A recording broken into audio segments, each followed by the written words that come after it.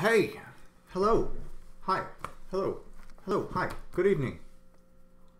Let's do some mythologizing.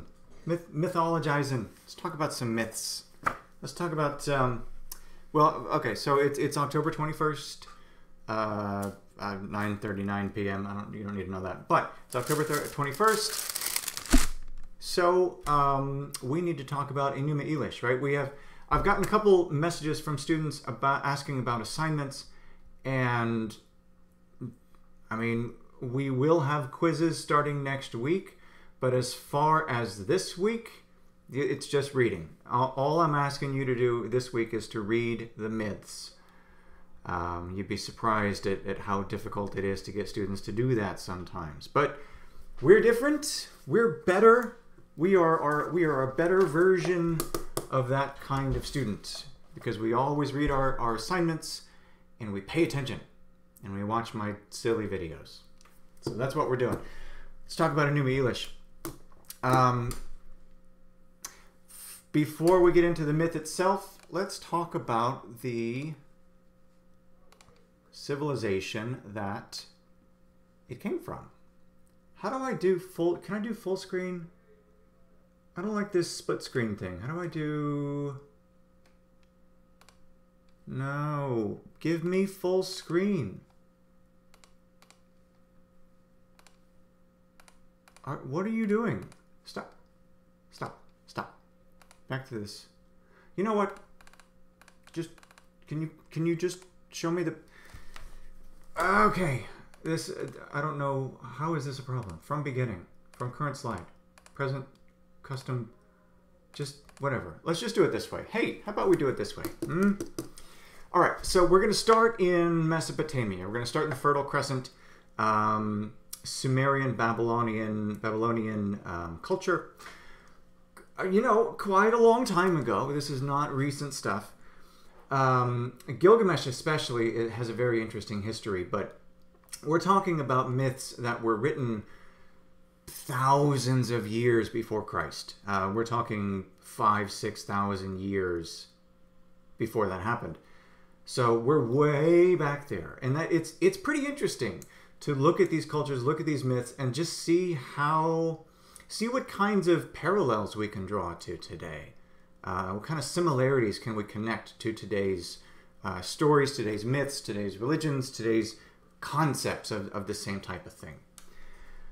Before we get into Enuma Elish, I do want to talk a few minutes about the classical hero,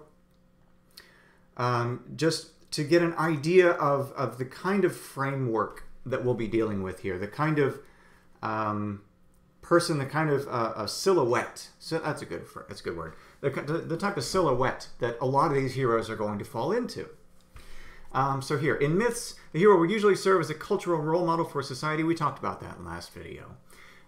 He demonstrated how to balance personal desires with community responsibilities and appropriate behavior. That appropriate behavior part is important there because we talked last time about these myths served as educational stories and ways that you were supposed to act in a society, right?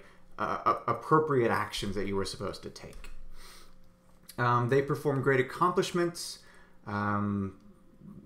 feats that normal human beings couldn't accomplish, couldn't do. They are imperfect. They're not perfect. Most of them are imperfect. Marduk in Enuma Elish, he's a god, so he doesn't have these human failings like a lot of the later ones do. But they learn from their mistakes. They make mistakes, as we all do, and they learn from those. Achilles is an interesting one. When we get to the Iliad, we'll talk about his mistakes and the things that he may have learned. Yeah, but being a bit reckless. Risking death is heroic, but choosing safety is not. And again, having their honor recognized by the people is very important. This is Perseus after slaying Medusa here.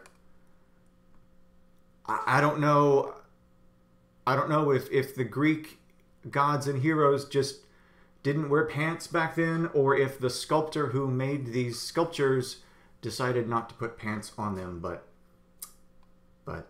we're breathing easy, right? This is supposed to be, hold on. No.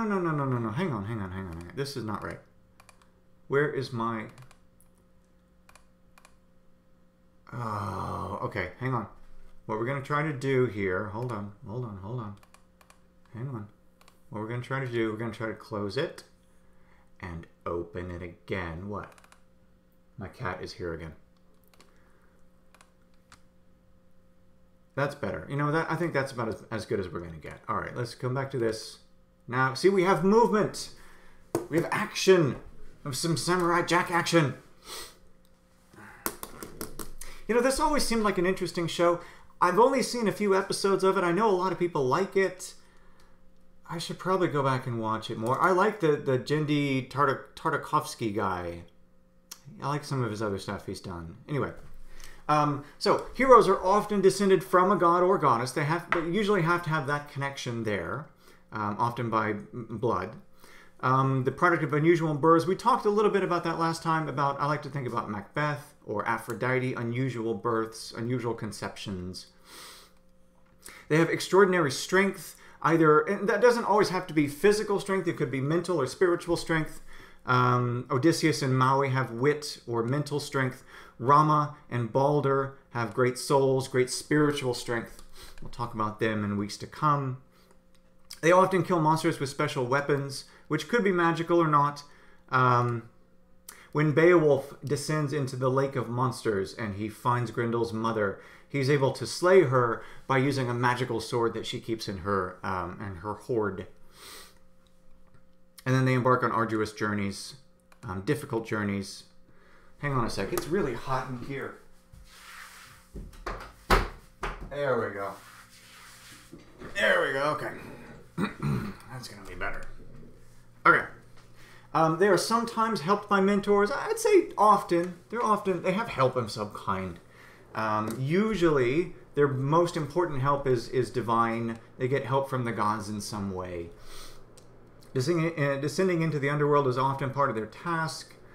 And then returning from the journey with a greater awareness. Gilgamesh does this. He passes across the river of death into the land of the dead and learns that the thing that he's been questing for this whole time is unattainable to him. He cannot have it. And so he comes back wiser from that. And then unusual deaths.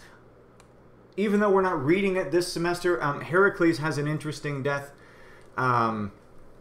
Or he's kind of poisoned by a robe, a cloak, a poison cloak that kind of melts him in a way. We looked at this a little bit last time, the hero's journey or the monomyth. Mono meaning one.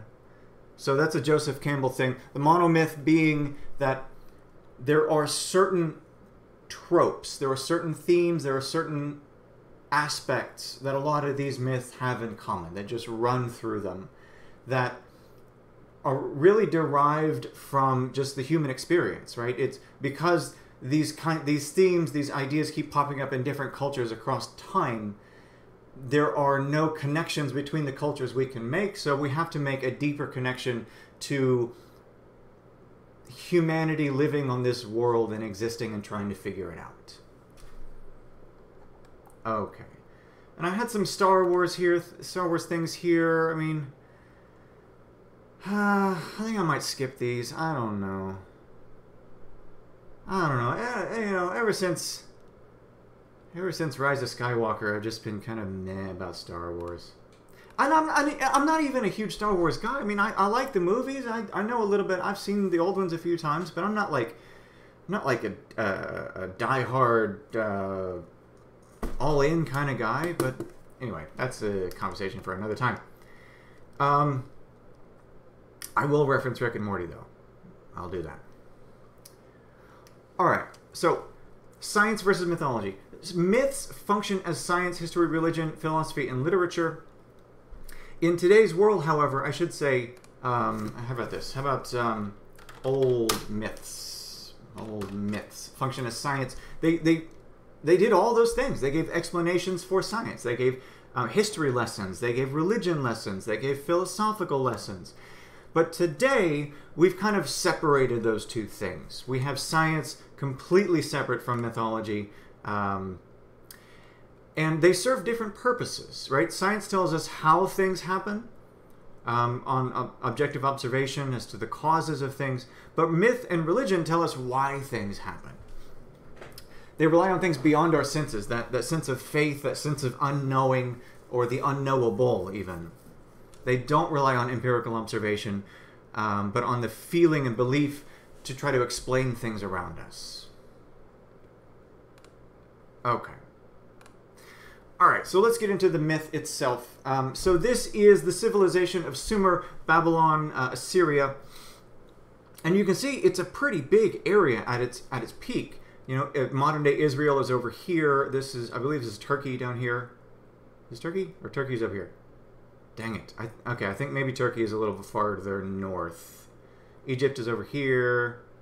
So it's a big swath of land.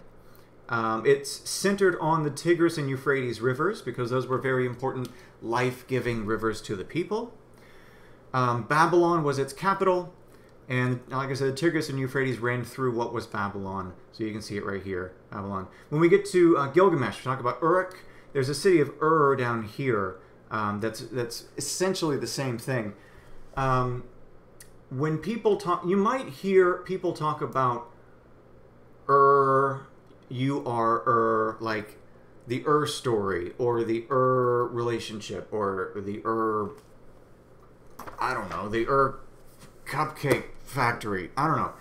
When people use that prefix what they mean is the very first one, the original one, right? And that comes from this Mesopotamian area in this city down here, because it's so old. It's considered kind of like where civilization blossomed from.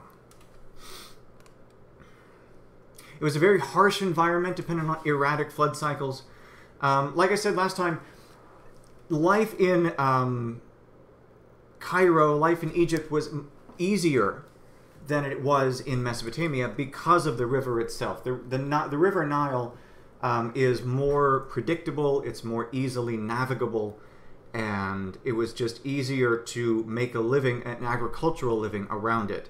The Tigris and the Euphrates were much less predictable, and it was a more chaotic area. Yeah. Okay. We had classes. We had slaves. You're gonna have societal classes in a lot of these cities, a lot of these civilizations over time. And talking about that chaotic environment, I did say that the attributes of the environment that the people lived in contributed directly to the behavior of the gods themselves. So that's why the gods in Egypt are a little more easygoing than the gods in Mesopotamia were. And this myth in particular can be interpreted as an explanation of how those chaotic gods were put in their place, how they were calmed down through force by Marduk. He is credited with bringing order, building on the ruins of what was to them an ancient agricultural civilization. So Marduk kind of tamed the wilds, if you will. He took the unpredictable. He took unpredictable nature and put it into order for civilization's purpose, right? And this picture here, let's see. Okay, yeah, so we can see Ur is down here at the bottom, but Uruk right there, that's where Gilgamesh takes place. Babylon is up here. Well, anyway, there's a bunch of cities there, but you can see they were all mainly centered around those rivers. Sumer was the southernmost city of Mesopotamia, considered the cradle of civilization. It's considered to be the oldest city in the world. It's been around a minute. It's long in the tooth, if you will. It's thought to have first been inhabited around 4500 BCE.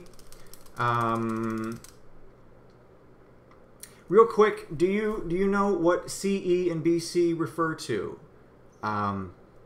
It's an attempt in science, in classification, to kind of remove religion from the span of time. So instead of before Christ and after death, now we have BCE, before the Common Era. and CE, the Common Era, right? So that's what BCE refers to here. At this time, the people had moved from a hunter-gatherer society to a more agrarian one, or agriculture. So because they had done that, the cycle of nature and harvest was incredibly important to them. They had specific gods for those purposes. This is what's called a ziggurat. Ziggurats. If we have any StarCraft players, they had ziggurats. It's basically, it's a type of pyramid, but it's almost like a city unto itself. It's a city fortress unto itself. And that's where the seat of power was localized. You'll find similar structures in Central America around the Aztecs and the Incans. Each city rose up around the shrine of a local god. Cuneiform. Cuneiform. What is cuneiform? Let's take a look. Take a look. It's in a book. Reading Rainbow. Lamar Burton was my guy. Cuneiform. So, it looks a little complicated here, but it's just it's chisel. It's marks made in stone with chisel, and you can translate this stuff. It's pretty easy. Well, I take that back. It's not easy at all because modern English does not translate whatsoever into ancient Sumerian script. But it is possible to sort of kind of do it. Back when I had in-person classes, I would have my students go up, a couple of them, and translate their names on the board in cuneiform. That was always kind of fun. But so this is what it would look like here. The myth. It would be written out like this. They were never a warlike civilization and survived around 2,000 years, but eventually they were conquered by the Assyrians in the area. If we go back up to our map here, we can see the Assyrians are the red. So it's a bit of a larger area there, and they just overpowered the Babylonians. Okay, hold on. I have a reason for this. So in the movie Ghostbusters, I don't know why I have Palpatine there, but in the movie Ghostbusters, Gozer the Gozerian was an ancient Sumerian god, which means she, he, it was a god from this civilization. Bet you didn't know that, did you? If you watch the movie again and you pay attention, they say ancient Sumerian god. There you go. Now you know something. Alright, so the Enuma Elish specifically, it was found in 1849 in the library of Ashurbanipal at Nineveh. It was first published in 1876. It was spread out on 7 clay tablets, and part of Tablet 5 was missing, but we know most of the story. If we had read Telepanu, like I'd removed Telepanu from our list, but Telepanu is even worse because we're missing the entire beginning of the story. We pick up like halfway through the story, so we really don't know why he's upset or what he's doing. But we have most of the story here for Enuma Elish. Here's a picture of the famous hanging gardens in Babylon. Really pretty. And then you can see up here, Nineveh is up at the very top of Iraq, modern-day Iraq up there, up here next to Mosul. Okay, now I told you, hold on. I told you last video that I made these PowerPoints a couple years ago, and I had reasons for putting these GIFs in here when I did. I no longer remember all of my reasons. So here's a Power Ranger. I think this is a dismemberment reference. I think this is because they're exploding, right? The putties are blowing up. I think this is a dismemberment reference. All right, back to the myth. We don't know if it had an official title. Enuma Elish is not the title of this myth. Enuma Elish are actually the first 2 words of the myth. It translates to win on high. So we don't actually know what this was titled. But it is considered to be one of the oldest, if not the oldest stories we have artifacts of. Gilgamesh is way back there along with it. When we get to Beowulf, Beowulf is, I want to say, the oldest written epic. The oldest epic that we have written down. I don't know. I'll do it. When we get to that, we'll talk more about that. But this involves the dismemberment creation motif. I think when we get to Africa, we'll talk a little bit more about creation motifs. There are many different ways that myths explain the world, how it all came to be. Dismemberment is one of them. If we know from our reading, when Marduk slays Tiamat, he dismembers her body. He takes her apart, and then he builds the world out of her body. That happens in Norse mythology when Odin and his brothers kill Ymir, the frost giant. That happens in Chinese mythology when Panku uses the halves, the parts of the egg that he was in, don't ask, to create the world. That happens in Indian mythology as well. I don't remember that one specifically, how that plays out, but I'm pretty sure it happens there as well. So anyway, dismemberment. That's an interesting way of explaining things. Well, the world that you walk on used to be a god's body. So that's pretty special. Here is the family tree. I included this because I thought it might be helpful for you to see how we're all arranged here, right? So at the beginning of this myth we have Apsu, god of sweet water, and Tiamat, god of salt water. Did I get those reversed? I got it right. Yes, got it right. So they are a married couple, and through the mixing of the waters, I've always thought that this was interesting. This was very, very fun to think about.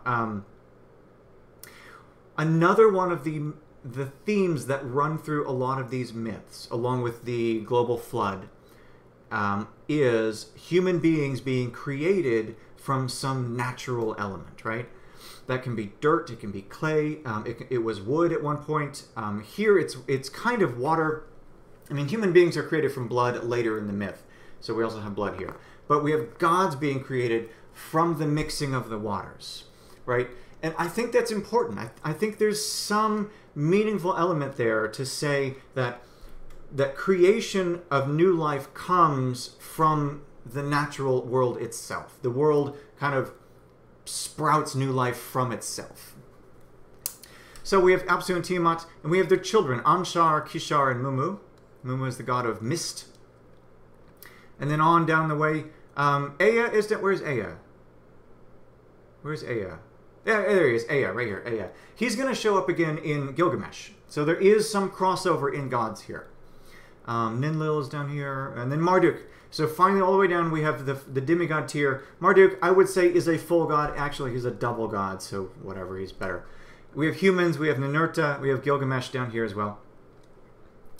So, the names that we're concerned with in this myth are these, the circles. Okay, we don't really care about the others right now. All we care about are these 1, 2, 3, 4, 5, 9? 9 characters. So who are they? Tiamat is the great goddess who nourishes all life, ruler of salt waters. Tiamat has appeared in more modern representations as a dragon of some kind, or a serpent, a great serpent. If any of you play Final Fantasy games, you'll see a lot of Tiamat in there. Apsu is her husband, ruler of sweet or fresh waters. And it says sweet waters, it really just means fresh water, non-salt water. Mumu is the god of mist. Ea is the great-grandson of Tiamat and Apsu, ruler of wisdom, earths, and arts and crafts. And then Marduk, the wisest and most accomplished, he becomes the overall ruler of all the gods. We will see that in a couple of our myths where one god or a demigod or someone rises up to become new ruler over all the gods. And that's what happens with Marduk here. And then Kingu here. Kingu is the subsequent companion. He is Tiamat's consort, companion, after Apsu. And Kingu leads her armies against Marduk and is ultimately defeated. But Kingu will be important to us specifically a little bit later. Alright, so Tiamat, the original female divinity, associated with chaos. That's actually, when we get to Africa, I keep going off on tangents, I apologize, but we're talking mythology here. When we get to Africa, we talk about the creation the creation of life and, no, the creation of fire and Ife. Yeah, fire and Ife? The first one we read in Africa. Obatala has a battle with Olokun. And Olokun is the goddess of the ocean, right? At that time, there's no land, it's just a ball of water. And at this, very similar to this, she's very chaotic and unpredictable, and the gods and the humans can't live there. It's just too crazy. So Tiamat serves that same role here. Her body eventually becomes the earth and the sky. Slain by Marduk, son of Ea, he's a double god. I always find this strange. Like, you can just make someone a double god? How does that work? If you're a single god, if you're a god, how can you make someone a double god? You're making someone stronger than yourself, but how is that possible? You can't... Whatever. Whatever. He's a double god. He's literally a double god. In the myth, hang on, it says right here, 4 sparkling eyes shone forth, 4 large ears extended outward. I mean, he was a double god. He was like 2 people mashed into one face. And then at the end here, we know that humans are created from Kingu's blood. So Marduk defeats Kingu and then uses his blood to create humanity from that. This is, I think this is a... What is this image? This might be a Norse image. That might be Jormungand. Jormungand. I don't remember what that image is. Tiamat is often represented as an ocean dragon goddess. Joseph Campbell, the mythology guru, says, the wonderful ability of the serpent to slough its skin and so renew its youth has earned for it throughout the world the character of the master of the mystery of rebirth. The serpent, I guess birds too. Birds do that, and lizards. But the serpent, especially the snake, is able to shed its old form, shed its unnecessary form, and become anew, renew itself, right? And so that's very important to a society that depends on agriculture, on harvesting, on the plants coming back every year so they can continue to survive. Listen, I don't want to go too long today. We're already at 27 minutes. Okay. All right, let's pick up the pace a little bit here. We have a lot more to go to. No, we don't. No, we don't. Actually, we're almost done here. We're almost done. In the Babylonian creation myth, Tiamat, the personification of chaos, this is Isaac Asimov, described as a dragon, but a dragon is essentially a huge serpent. Isaiah refers to all the terms used for chaos when he promises the victory of God over the destructive forces. In that day, the Lord with his sore and great and strong sword shall punish Leviathan, the piercing serpent, and he shall slay the dragon that is in the sea. I think that's what this is. I think this is the Lord slaying the Leviathan, the serpent. I think that's what that is. So you can see this character of this female serpent associated with water, with the ocean, with chaos, with change, will come up over and over again as we go through this semester. So, all right. So we have Apsu and Tiamat, and they have children, and what happens? Apsu gets annoyed with his children. His children are very loud and rambunctious and won't leave him alone, and they can't get any rest, and so Apsu, being the reasonable, loving father, decides to murder them. And Tiamat says, I'm not on board with this idea. I don't agree with your homicidal tendencies here, because they're our children, of course. What are you doing? But the children themselves get wind of this. They learn about Apsu's scheming, and Ea decides to take matter in his own hands. Let's see if I can find that part here. Ea, who was the wisest and most clever and the most accomplished of the gods, recited a sacred spell upon the deep waters of Apsu, causing him to fall into a sound sleep and Mummu to remain powerless. Ea then placed Apsu in chains, removed his crown and halo, and placed them upon his own head. When he had taken the symbols of kingship, he killed Apsu.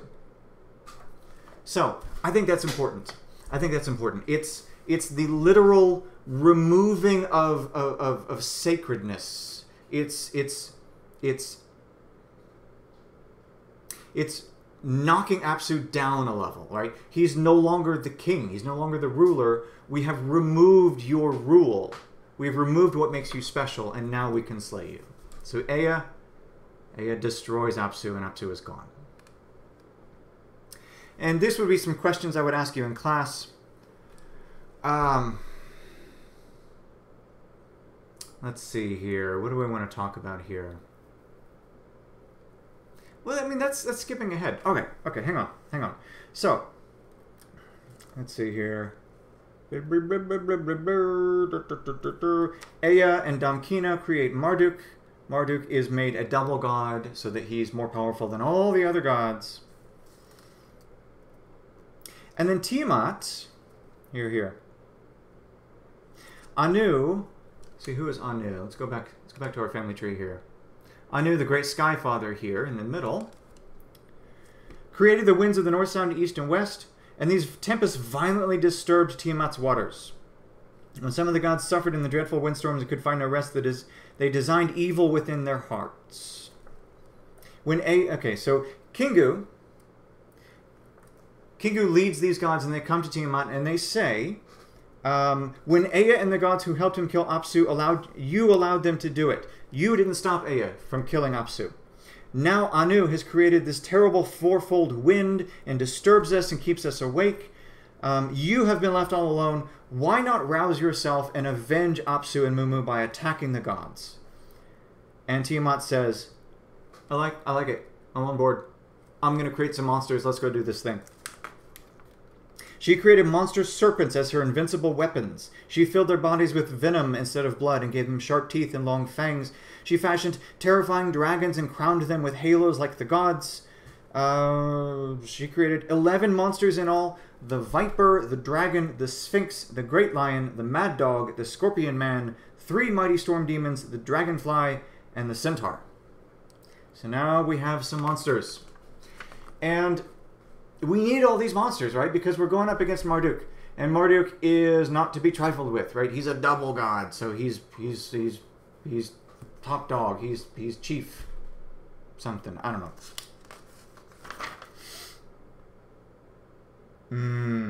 Okay. All right, I'll get to that in a second. I want to read a couple more passages here that are pretty interesting to me. Hey, quit it. Hey, what? Hang on. Hey, quit bothering me. All right.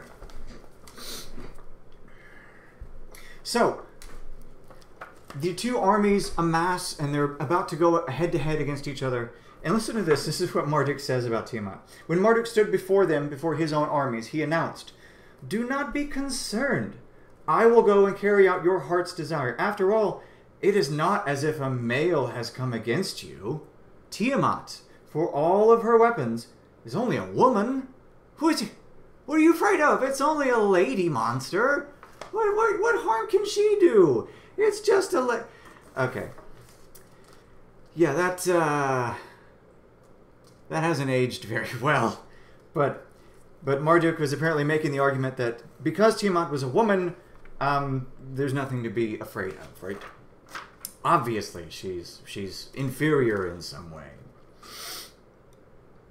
And then we have this part here. If we go back to our wheel, I would say supernatural aid. This is arming of the hero, right? So we have an arming of the hero paragraph here where it talks about everything he's getting ready for himself to do to go into battle. He constructed a great bow for himself, attached an arrow to it, and hung it at his side. In his right hand he grasped a mace. In his left hand he held a plant that destroyed poison. At his side he carried a net that he had created to enclose Tiamat when he captured her. In front he set lightning. He filled his body with a blazing flame. Then he placed the winds of the 4 directions about him so that Tiamat could not escape. So he's ready. He's pumped. He's got everything he needs. And then there's a conflict. Listen to this.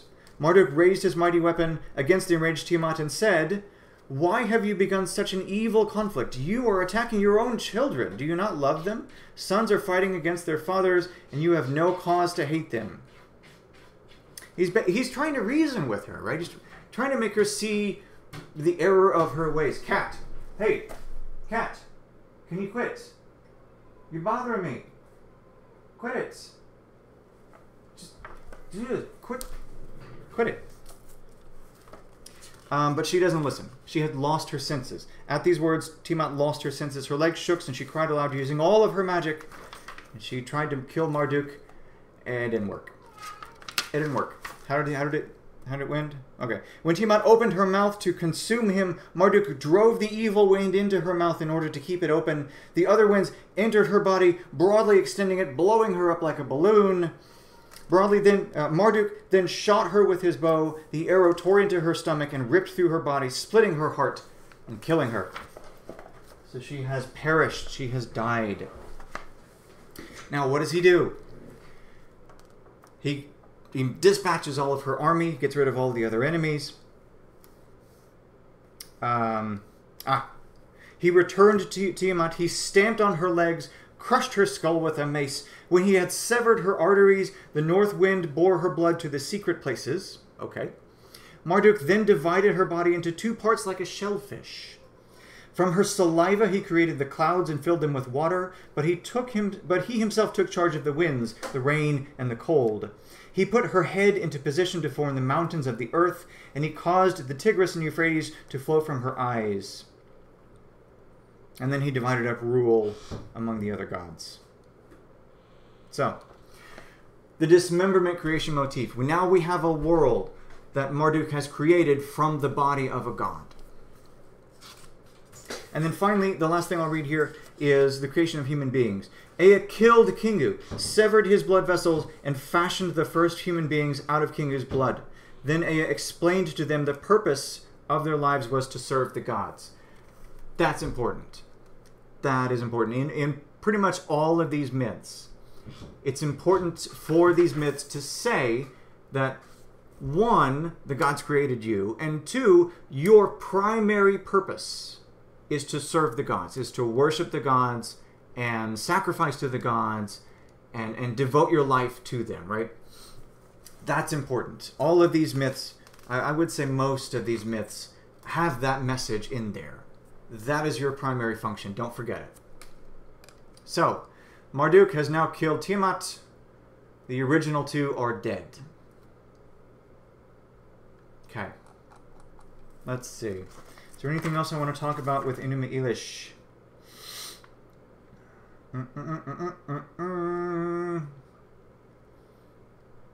I don't think so. There's a bit of a prayer here that I thought was interesting at the end. May Marduk rule unsurpassed among the gods. May he shepherd the human race that he created. May he establish for them the rites of religious worship, the food to be offered, the incense to be smelled, the sacred spells to be recited. Another purpose of these myths is to instruct people not only that they must be worshiping the gods, but instruct them on how to do it. So the full version of this myth likely included some specific instructions about that. Let the shepherd and the herdsman rejoice in Marduk, so that their lands may be fertile and they may prosper. If you pray to Marduk, your lands will be fertile. The command of Marduk is unalterable. Whatever he says, no god will change. Vast is his mind and broad is his sympathy. Even that, he is not a tyrant. He's not a dictator. He's sympathetic. He is compassionate. As long as you devote yourself to him and worship him, he will return that love in kind. Yet, when Marduk is angry, no god can withstand his wrath. Let Marduk's command be supreme, both in the heavens above and upon the earth below, for Marduk has destroyed Tiamat and has achieved everlasting kingship. Okay. Enuma Elish. This will be on the quiz next week. Next week, our first quiz will cover 4 things. Well, more than 4 myths, but 4 pantheons. It will cover Mesopotamia. It will cover, Enuma Elish and Gilgamesh. It will cover Enuma Elish and Gilgamesh. It will cover Egypt, the one myth we read from there. And I believe, if I remember right, we're reading 2 myths from Africa. So 5 myths in total.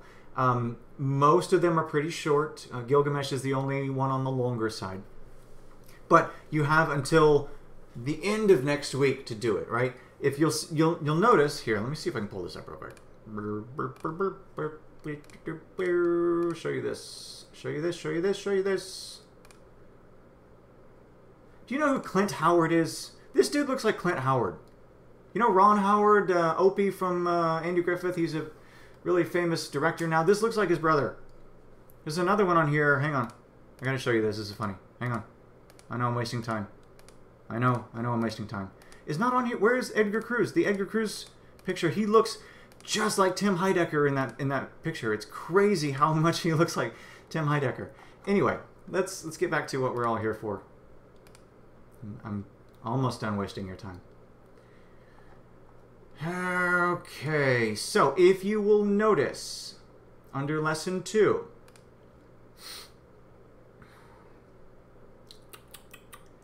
if you will notice, this right here says due October 31st. So this quiz will open Monday of next week. It will be available to you Monday of next week. You are welcome to take it that day. I would recommend that you wait a couple days to give yourself some more reading time. If you want to read ahead, if you want to read everything between now and Monday and take it Monday, then good on you. Good job. Keep up the good work. But you don't have to do that.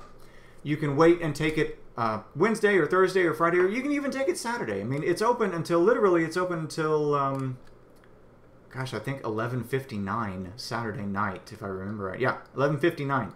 So 1 minute before midnight on Saturday, if you want to complete it then, great. Good job. So I guess I'm just saying that because there are 5 myths that will be covered in that quiz, but you have a week and a half to read them. You know, so hopefully it's not too bad. Okay, that's all for tonight. Next time we'll talk about Gilgamesh here. Don't forget the readings. If you don't have your book yet, the readings are on lesson 1. So Gilgamesh, I will have a video up to talk about most likely Friday? I'm busy Saturday. It's either going to be tomorrow or Friday. I haven't figured out which one yet, but I'll definitely get it up before the end of the week so that next week we can have some videos talking about Egypt and Africa. Okay? All right. Any questions? No? Good. Good job. All right. That's it. That's all I got for you. Thanks for listening, and I'll talk to you soon. Bye.